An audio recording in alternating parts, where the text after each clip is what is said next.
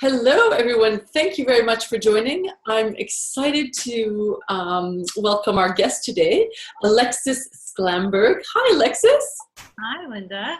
I'm so pleased that you were able to join us today. I'm super excited to be here. Thank you for having me. Good, and we're across the world from each other, so I love this technology.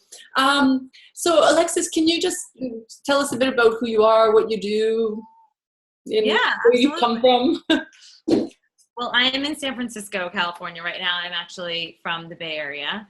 But I'm a lawyer by trade. I graduated from law school a handful of years ago now, and I didn't want to be a lawyer. And I didn't know what I wanted to do with myself. I had spent all of this time and money and energy getting a law degree and passing the California bar exam. And I got a top job at a tippy top law firm, great salary, and I was miserable. I didn't want to do it, but I really didn't know what I did want to do. And so I found myself reading every self-help book I could get my hands on. I enrolled in telesummits like this one and webinars, and I just wanted to figure out, like, how do I make every day more meaningful? How do I feel more fulfilled? How do I engage in my life in a way that feels good? I was in a marriage at the time that I wasn't happy in. I had a career that I didn't like. I had hit this like rock bottom. I was like, I don't know what I'm doing. I left the marriage, I left the job, and I started from scratch. And what I found was all of this really incredible wisdom about how to live meaningfully, how to feel fulfilled.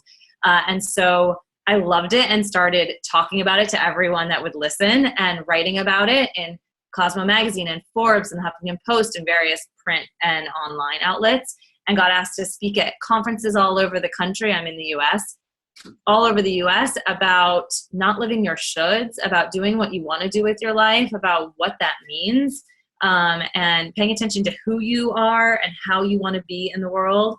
And I loved it so much. And it was super, super fun to engage in all this work. But what I found in my whole journey myself was that there was all of this really wonderful wisdom, things about neuroscience-based brain retraining and about setting intentions and about mindfulness and about meditation and all of these pieces that were incredibly helpful for me. But I wasn't getting them in the right order. Like, I didn't know how they fit together and in what order I should be doing everything. And I finally figured out for myself, after years of going through all of these things, literally doing every program, spending tons of money doing the programs, reading all the books, like a ton of time and money doing this, I figured out a process for getting what I wanted. And I figured out how all the puzzle pieces fit together. And I went home to my mom and I was like, this is magical. This works. This really, really works. And we put our heads together to create Borrowed Wisdom, our company right now, which essentially creates personal growth programs online for people, all about how to manifest your greatest desires. And it really is about sharing our integrative process, step by step by step, all the puzzle pieces in one place, so that people don't have to go through what we did in trying to find all of the pieces and how they fit together. It's in one place. And so that's really how I got to where I am today. Amazing, amazing. So your journey is very interesting, because a lot of people that I speak to and probably a number of my clients have also had a situation whereby they don't think their life is excellent, and people don't look at them like their life is excellent, but yours seemed like it really was. So what's really interesting to me is that although people thought what was going on for you was really amazing, it wasn't amazing for you.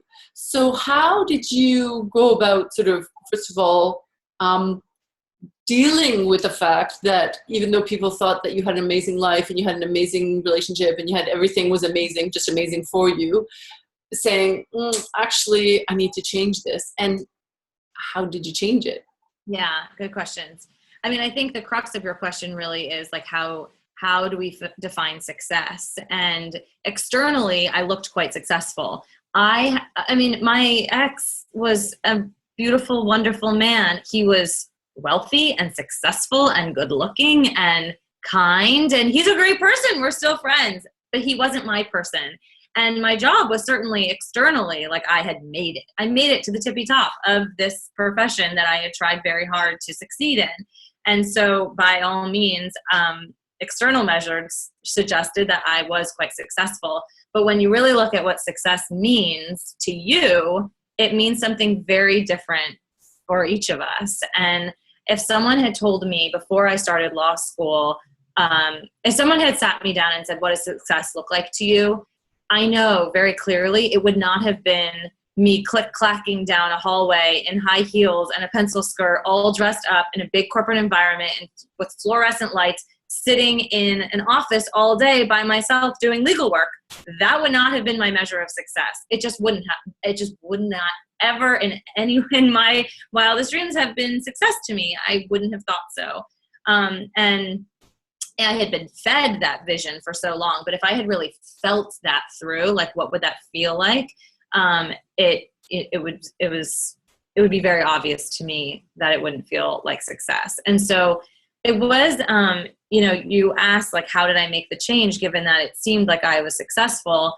The truth is that it almost didn't feel like a choice. I was in this moment in my life where I was miserable. I just wasn't happy. And so it didn't really matter what anyone else thought. And I know that that isn't the same for a lot of people, that their own personal satisfaction is elevated by other people's satisfaction with them. But I think we all get to a place in our life where we're really like, we're so unhappy. It really doesn't even matter what anyone else says about our happiness. We are so clear that this is not working for us.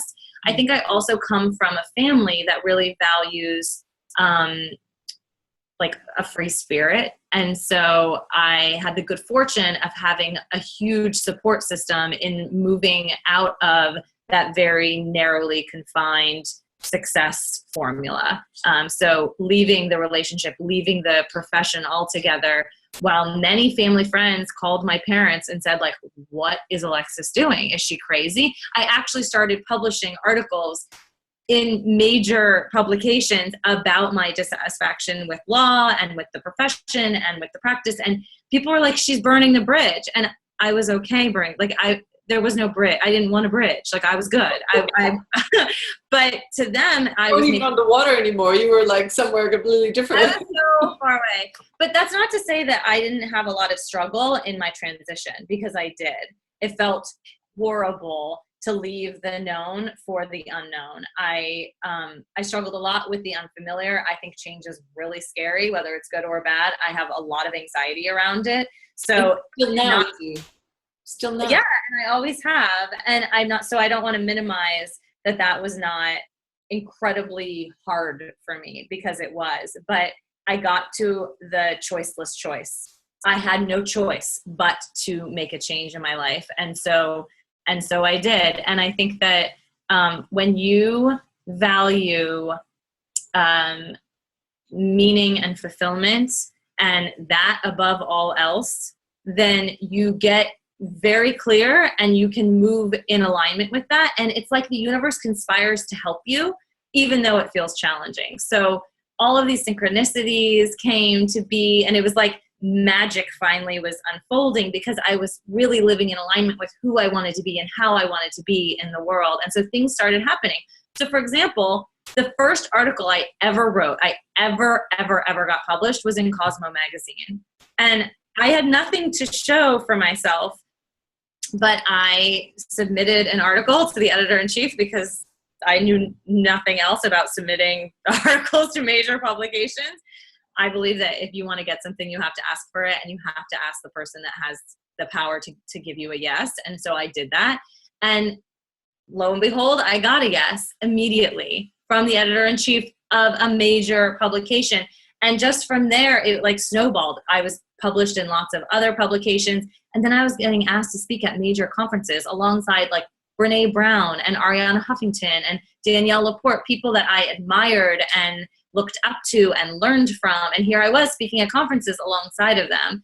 And so it seemed like once I actually started living in alignment with like who I really am and living my own truth, the doors opened up for me. I had to like struggle a little bit at first to get there, and then it just worked.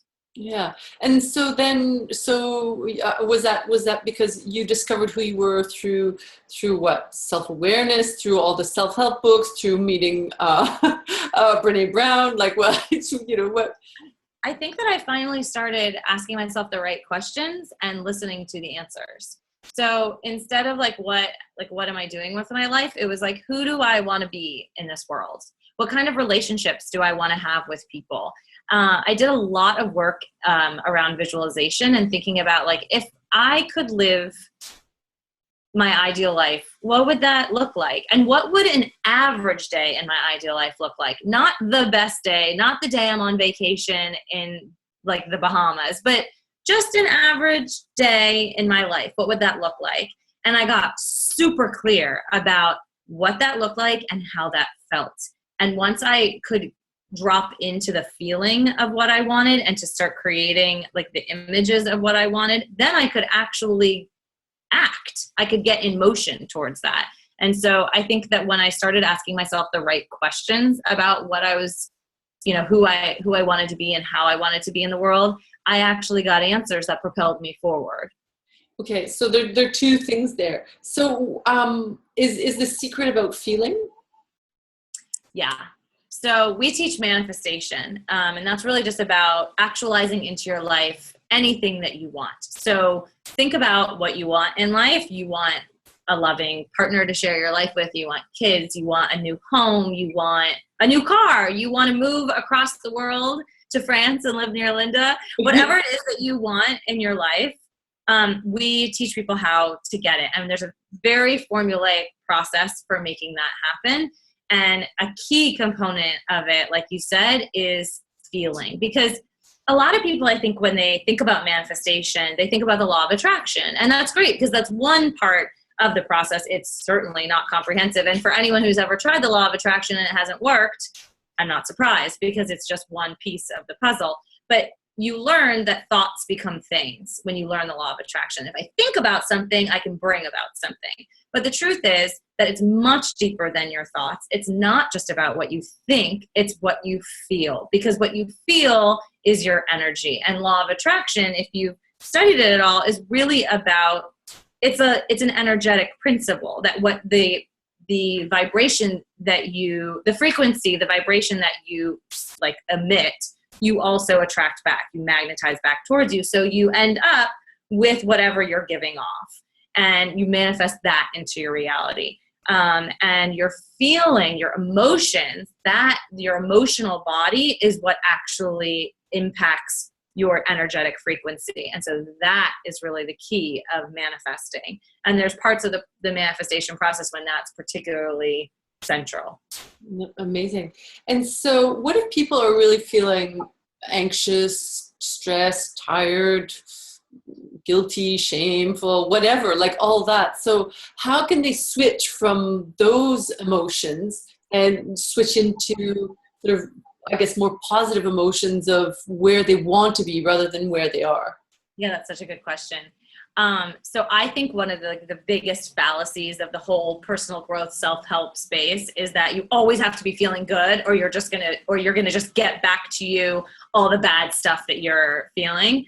The truth is that you're human. We're all human. You're not gonna mess up your whole manifestation process if you cry, if you feel angry, if you feel upset or disappointed or discouraged or whatever bad emotion you're feeling.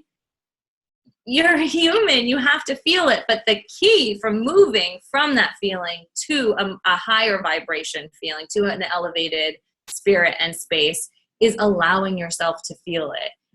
It's like the expression, that which you resist persists. And it's so true. So if you're feeling upset or you're feeling sad or you're feeling angry or whatever it is you're feeling, allow yourself to feel that way. Really give yourself permission to feel that way. And I think one of the best techniques that I've learned is when I feel bad in some way, I feel uncomfortable, anxious, sad, whatever, I find that feeling in my body. And then I just give it permission to be there. Where is it? Where does it live? And you'll find that it's in your heart or in your gut or that pit of your stomach or your throat, or you're holding it in your shoulders. You'll actually be able to identify your pain in your body somewhere. When you go to that place, go there.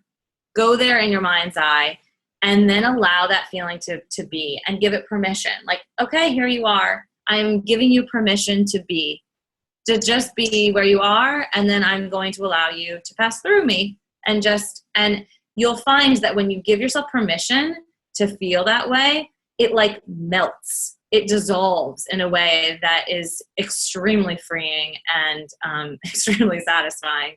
Whereas if you're like, I don't want to feel this way, I don't want to feel this way, I don't want to feel this way. It's like that, like, don't think about a pink elephant, and then you imagine the pink elephant or white elephant or whatever that, it's like, you're going to feel that way. You're going to think about it. It's going to persist if you resist it. And if you just surrender to it and allow it to be, the beauty of life is that it's phasic. So if you're not feeling particularly good, you can trust that that is just a phase and that it will pass. And if you look back at your life, you will see a million examples of that being true for you. You were in a hard moment. You went through a terrible breakup, and it felt like the world had ended on you. Like you were in this dark hole and you were never coming out of it. And then you look back and see that moment and see how you like got yourself out of that. And then suddenly you were in love again, whether it was the next month or the next year or years later, you see this bright light again, and you start to see the phase. And so that you were in, and then the phase that you got out of and were in a new one. And it's like waves. And we have these micro moments, I think, all day that are like that. And so that's okay too. I just think the best thing you can do for yourself is give yourself permission to feel a certain way, and also trust with like all of your being that it's going to be okay and that you're going to be in a new moment. I think one of the best things for me has been seeing the manifestation process work for me, so that I can exercise my faith muscle when I'm not feeling good, or I feel like I'm not getting what I want. Because often when we're not getting what we want, we are actually getting exactly what we want. We just don't get it yet. Like, you're so zoomed in to your life story that you can't see that this is everything that you want working itself out. But you're in this moment, you're in that breakup, and that feels horrible, but you don't realize that that's not your person.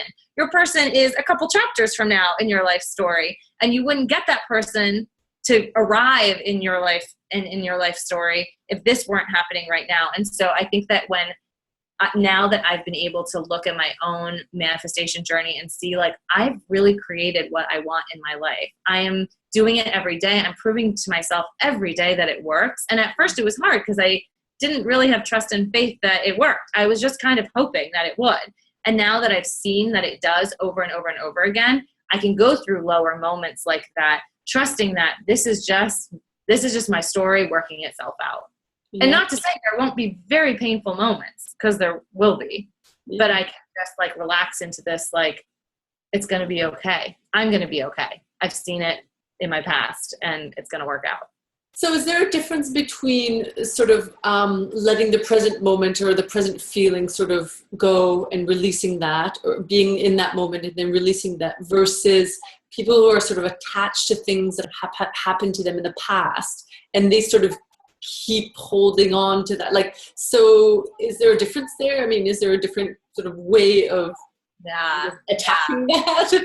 Definitely. I mean, I think one of the things you're touching on is that idea that we very much become who we were. Like, we are our histories, right? So our identity is informed by what we've experienced and what we felt in the past. And your job, if you want to create a new reality, is you have to start being a new person, because you can't get a different result by doing the same thing. You get the same result by doing the same thing. You are the same person by being the same person. So rather than letting your history inform who you are now, you actually have the job of creating who you want to be in the future in this moment. And so instead of letting all of your history define your future in a negative way, right? Like, you're the person that doesn't get the job, or, didn't get the A in class, or doesn't get the guy, or doesn't get whatever. You become the person that does. And so you have this we just have this incredible power to basically become whoever we want to be. And this is, I mean, one of my favorite parts of the manifestation process is all about brain retraining. And it's the neuroscience behind it that I find so fascinating. We think 60 to 70,000 thoughts a day, Linda, and 90% of those thoughts are the exact same thoughts that we had yesterday. We are literally thinking the same thing every single day. And our brains are doing us a favor. Our brains are on autopilot because they're like energy efficiency mechanisms. So it's fantastic. They're doing us a favor by automating our thoughts, right? Like you get in the shower, you do the same thing, and you have the same routine every day. Think about the way you shampoo, the way you brush your teeth, like all of that. You're going through the motions. You're not thinking, I'm going to get my toothbrush in this way and brush my teeth in this way. You're just kind of doing the same thing every day. And your brain's doing you a favor. But the problem is you think the same thing, and then you behave in the same way, and then you have the same experience, and then you have the same emotional reaction to that experience, and then you think the same thought again. And then you're in this feedback loop of your past, basically. You are who you were every single day because you're thinking the same thoughts, and you're behaving in the same way, and you're having the same experiences, and you're feeling the same way, and then you're thinking the same thoughts, and over and over and over again. But we, thanks to the concept of neuroplasticity, which basically means that your nerve cells that are firing in your brain over and over, what happens is they wire together. So you think the same thought over and over again, your nerve cells have fired and wired together. And there you are. You get to have that thought every day for like the rest of your life, right? But you actually have the potential to change the path of your neurons. So you can change the neural pathways. And that starts by thinking a different thought. And so, for example, if you're living in a reality right now that you don't like and you want something to change, you can think about actually become an observer of that reality, an observer of yourself, and think thanks to our metacognitive abilities. And it's like the coolest thing ever in neuroscience, in my opinion. You can observe yourself thinking, right? You're not just the thought, you are thinking about the thought now, and you're getting outside of the experience and actually observing the experience. What happens is you look at the thoughts that you no longer want to think anymore because they're reinforcing bad behavior and bad feelings. And then you change them. And at first, it can feel like a full-time job. I remember I was going through a really bad breakup, and I was in what I would say, like, I wasn't diagnosed with this, but I felt like I was in a depression. I felt horrible. And every single day I just felt horrible. And I remember thinking, like, I was replaying the breakup. I was thinking all of the worst thoughts about like what my life was going to be like and all the things I was sad about. And that was basically my daily existence for months. And I was like, and when I can't take this anymore. And so I learned about brain retraining at the time. This was years ago now. I was like, I'm going to try this. And I had to catch myself every time I had a thought that I didn't want to have again. And I put up the stop sign in my head every time I had that thought, and I replaced it with a different thought. And at first, the different thought was something pretty neutral. And then I started to get like more positive because you got to take baby steps, right? And I retrained my brain. Like I pulled myself out of my darkest place I've ever been in my life just by doing a lot of that brain retraining. And I did a bunch of other work along with it, like part of our manifestation process. I really believe in creative visualization. It's like essentially, it's a fancy way for saying you're daydreaming, but you're creating a movie of who you want to be and what you want your ideal life to look like. And so that paired with a lot of the brain retraining stuff I was doing really set me on the right course. So I don't even know what question you asked at this point, but essentially I think the magic behind I do remember you said we are like who we were in the past. The magic of our brains, of who we are, is that we actually have the power to control exactly who we are and exactly what we want, and we can actually get it. You just have to know how. And it's pretty simple as long as you're willing to put in a little bit of effort. Yeah, and awareness and get to work. Yeah, totally. Amazing. I love this. You've raised some really superb points. And I'm sure we could speak for hours and hours. is there sort of a sort of final tip or final, bit of advice you give somebody who's sort of in this space that they're really stuck and they can't sort of seem to get out? Like, what would you say to them is maybe the 1, 2, 3, 5 things that they need to do in order for them to have an amazing life? Totally. Well, I'm so excited. I'm sharing a free webinar workshop with your listeners, and that actually walks you all through the 5 steps of the manifestation process, step by step by step. I think that it's easy to get completely overwhelmed when you're in a space that you don't want to be in, when you're feeling like unhappy or dissatisfied with your life or super depressed or anxious. You can feel really, really stuck. There is a way out of that, and you have complete power to get whatever it is you want. A truly limitless power to get what you want. You just have to know how to do it. And so I'm really excited to share this webinar workshop with all of you, because it really will walk you through the 5 steps that I went through step by step, with a lot of specificity, way more than I talk about here, so that you can actually start doing it yourself. I think people start the manifestation process in particular, like in the middle, but you really have to start in the beginning. And the first step is clearing out and releasing the things that aren't working anymore, getting rid of the bad habits, getting rid of the limiting beliefs that are standing in your way. I think a lot of people just want to jump to like the action, like, okay, like, so I have to change my thoughts. What do I do with that? And it's like, they haven't actually gotten rid of the barriers in their minds, their limiting beliefs essentially, that are going to stand in the way no matter what efforts they make towards manifestation. I think it's easy also if you've done a lot of programs, if you read a lot of blogs or books or whatever, and you feel totally discouraged. That was me, and I totally understand. And there is a real way to make this happen for yourself. So I'm super excited to share this workshop with all of you, completely free. Thank you. That's very, very generous and kind of you. And so do you think people should get help? Like, do you think people should just go and read and do all these things? Or can you actually accelerate things by sort of going or meeting or discussing with people who've actually been through it and have done it, or who are skilled or educated or, whatever in what you're going through? So your final thoughts. Yeah.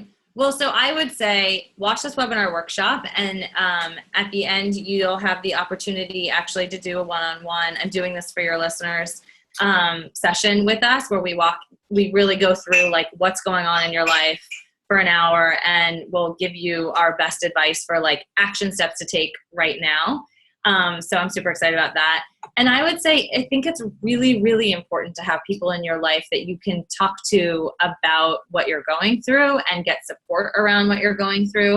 And it's also okay to not feel okay. The process of change, of not being who you were anymore, but not yet being who you're going to be or where you're going to be, is so uncomfortable. And that's okay. It's okay that it feels unfamiliar. And I think what happens, just as a final thought, is manifesting. I like this analogy I heard from Mike Dooley once. It's like entering in on a GPS system where you want to go, and then getting in your car and going, right? And you trust that the GPS system will get you there. Like, you're putting in a destination of a place you've never been before. That marriage that you want, or the family you want, or the job you want, or the new city you want to live in, or whatever it is that you want to manifest, more money, whatever. You put that in the GPS, and then you trust that the GPS is going to get you there. And all along the way, you're going to look around, and it's going to feel really unfamiliar. You're going to look around and see places that you haven't seen before, roads that you haven't gone on before. You're going to see detours, and you're going to find traffic, and you're going to have all kinds of things that feel like, wait, is this not working? Like, am I in the wrong place? Like, this feels kind of off. Like, what's going on? But you just trust that your GPS is going to get you there, and you keep going.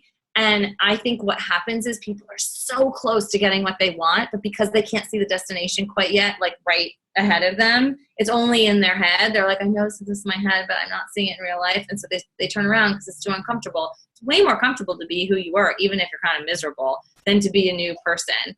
And so, like, accept that this is your moment. It's like, this is your chance. You are listening to this for a reason. There is no coincidence here. Like, you are listening to this conversation right now because you're supposed to be hearing this conversation right now. Like, you're in the exact right place at the right time for you. And so I would suggest you get on that webinar workshop and go through the 5 steps, because they worked for me. And that's why I'm doing it for free for all of you, because I spent a lot of time and money trying to figure this out. And I don't want you to have to too, to be honest. Amazing. Amazing. Alexis, it's been an absolute pleasure. I really thank you for your insight, for your generosity, for your kindness, for your openness. It's just been amazing. Thank you so much. Thank you so much for having me. And I wish you continued success with your amazing life. Thank you. All right. Thank you so much. Bye-bye. Bye.